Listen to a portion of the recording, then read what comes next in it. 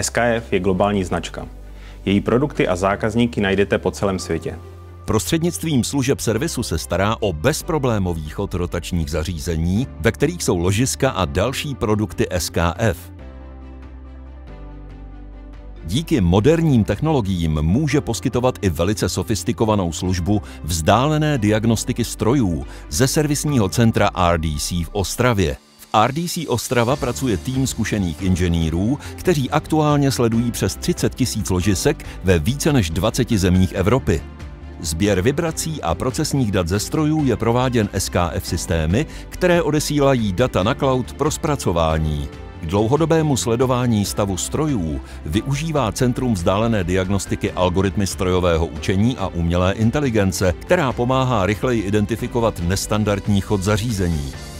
Diagnostici pak na základě spektrální analýzy popíšou problém a přímo se zákazníkem komunikují nápravná opatření.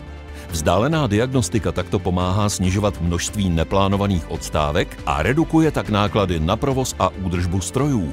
Závada je zachycena už v jejím zárodku, nikoliv až když se fyzicky projeví na funkčnosti stroje. Řešení problému s rotačními částmi strojů zákazníka není možné bez zjištění příčiny poškození ložiska, a to bez ohledu na to, zda došlo k jeho havárii, či zda bylo vyměněno na základě měření vibrací v SKF RDC. Aplikační inženýři ve středisku pro analýzy ložisek v Praze ložisko zaslané zákazníkem očistí, rozeberou a vzorky připraví pro analýzu za pomoci optického mikroskopu s vysokým rozlišením. Součástí analýzy je příprava reportu pro zákazníka, který obsahuje popis nalezených poškození, pravděpodobných příčin selhání a doporučení na nápravná opatření.